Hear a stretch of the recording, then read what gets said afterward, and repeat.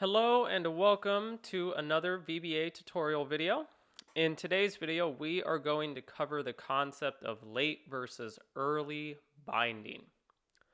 So let's imagine, for example, that we have some code in our workbooks and somebody saw that code and they said, hey, that looks like some pretty useful code. Do you mind sharing it with us? And we go, of course, we'd be happy to share it with you. And so we think, hey, maybe we'll take this code and we'll put it in an add-in, and then they can just install the add-in, not have to worry about coding anything, and it just works fine, right? Well, maybe. Sometimes we run into problems when we take code and we share it with other people because the reality is other people could be using different versions of Office than what we were on when we were actually developing the code. And this can create a problem because when we compile our code, it will reference different libraries sometimes, and those libraries will be referencing the version that we are on, not the user is on. And so in that situation, we can have errors pop up that basically say, hey, I'm looking for a library that doesn't exist. And so how we fix this error is we go and develop a new framework, and this framework is basically early versus late binding. Now, this will all make more sense when we go in the VBA editor, but I think it's important to have kind of a framework of why we even want to do this to begin with. So I'm going to jump in my VBA editor. I already got some code laid out for us, and we'll just walk through it and explain it. Okay, so I'm in my VBA editor, and as you can tell, I already have a module, and I've got some sub-procedures within those modules.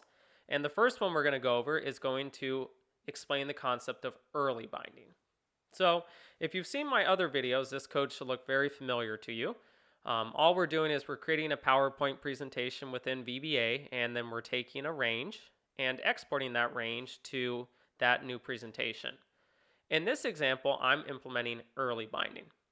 Well, how can we tell that we've implemented early binding? Well, if you go up to the top of my code right up here, you'll notice that I have certain objects that are referencing a library. Well, how can I tell they're referencing a library? Well, look at that. It's saying something about PowerPoint. Well, we're currently in an Excel, so we're definitely not in PowerPoint. So whenever you see something usually like this, it means that we're referencing some kind of library that we've enabled. And by referencing that library, we're actually using early binding. And what that means is we've created a reference to a library. Now, in this particular example, I've created a reference to the PowerPoint object library. Well, to enable a library, this should all look familiar, but we go down to References under the toolbar, and then you'll see that I have the PowerPoint object library here. Technically, it wasn't enabled, but now it is. And by being enabled, we can now reference the different objects within that particular object library. And there are a lot of advantages of why we would want to use early binding. The first and foremost is we can now leverage IntelliSense a little bit more. Anytime we enable a library, all the objects in that library get dumped into IntelliSense, and it will help us write our code.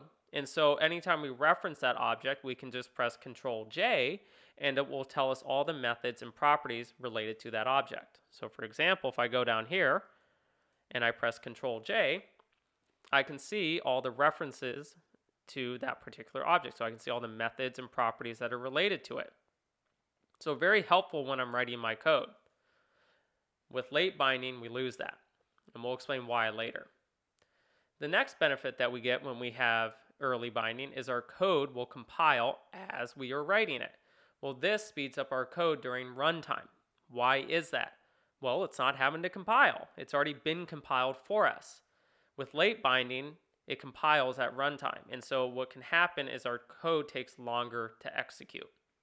And then finally, there's one last benefit I want to talk about. So for example, if I'm adding a slide to my particular presentation, you notice how I have this little PP layout blank? Well, that's specifying the type of layout that I want that slide to be. Well, we'll find that these are technically referencing that particular object library, so the PowerPoint object library. We're going to have to replace these descriptive contents with numbers. And those numbers will still reference that layout, but they're not as descriptive anymore. And so we kind of lose a little bit of readability when we go to late binding. Now I'm going to run this code just to make sure it works, but we'll find it just takes the range and puts it in the PowerPoint presentation. So, like I was saying, here's our range. It's now in a presentation. So that's early binding. Let's move down to late binding. I'm going to put this up a little bit so where you can see it. Okay, so the first thing that you're going to notice when you go to late binding is you'll notice that we've replaced all of our references to the PowerPoint library with just generic object data types. Why do we do this? Well, basically what we've done is we've cut that reference to that particular library. And so we still are creating the variables and we're still creating the containers to store the information, but now these variables are no longer referencing a particular object library. So up here I was referencing the PowerPoint object library and I wanted to declare this object as an application object. Well, that application object lives within the particular PowerPoint object library. So unfortunately, I can't use it when I use late binding because it's creating a reference to that library. But if I use just the generic object data type, I can still create a container, but it's no longer referencing that library. So that's what I did with pretty much all my variables. Now, technically, I don't have to do that with the Excel range, but I just thought it would be consistent, might as well. The next thing that you'll notice when we go to late binding is we replace this new keyword, so this point right here where we're creating a new instance of PowerPoint, with the create object word. And then we pass through the PowerPoint application. Now, what this will do is it will create a new object, but it will create a new PowerPoint object that is the version on that user's computer. So if they have PowerPoint installed, it will run fine. Now, it still technically could return an error if somebody doesn't have PowerPoint installed, but I'm assuming they have PowerPoint installed. And what it's going to do is it's going to create a new instance of their PowerPoint application. So whatever version they're on, not me. And then next, you'll notice right here, for example, I've now replaced for the layout with 1. Well, that 1 is just referencing this particular layout. And you'll also notice that I've done it here. And then also with the data type. I've also replaced it with a number. So again, all these numbers are referencing just different particular data types, layouts, all sorts of different things. I'll put a link down below that explains this concept a little bit more in MSDN, but basically there's a lot of different ways that we can, in a sense, describe what we're using, and we can use numbers. And those numbers are just referencing the different types of layouts. It could be the data types, many different things, but we call it the enumeration process. And so with the enumeration process, we don't put the descriptive content, we just put a more general number that references that particular descriptive content. So that's really kind of the difference between late and early binding. Again, we've cut that reference to the object library, and then basically what's going to happen is when this code compiles, because it's no longer referencing a library, we won't get an error back. And really, why is that error even happening? Well, in the early binding, we compile the code, but it's compiling based on the version of Office that we are on. So if we're referencing this object library, it's referencing 16.0. So it's compiling with 16.0. But if I send it to somebody and they're on 13.0, for example, or 15.0 or 14 or whatever it is, it's going to create a problem because it's going to look for a library that doesn't exist on their system. And that's really where the error is coming from. It's looking for a library that doesn't exist on their system. So what I'm going to do is I'm actually going to disable that library, and I'm going to run this code again, and we'll see if it works. Actually, no, I'll run the first one first. I want to kind of show the error.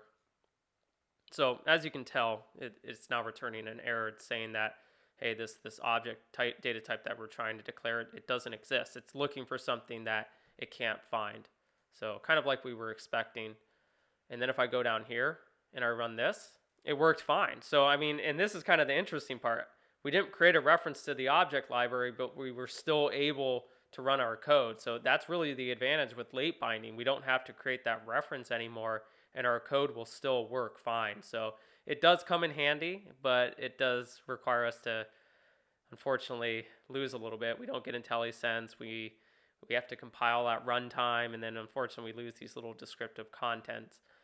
Usually what I'll tell people to do is, and this is usually common practice, is you develop with early binding and then you just make the changes as necessary when you go to late binding. So really what I would do is I would write this normally, and then I just go back through, change that to object, change that to object, and then replace new with create object, and then really go through and just make sure that I'm not referencing anything within the particular library. So that's usually how I do it if I'm, doing late binding.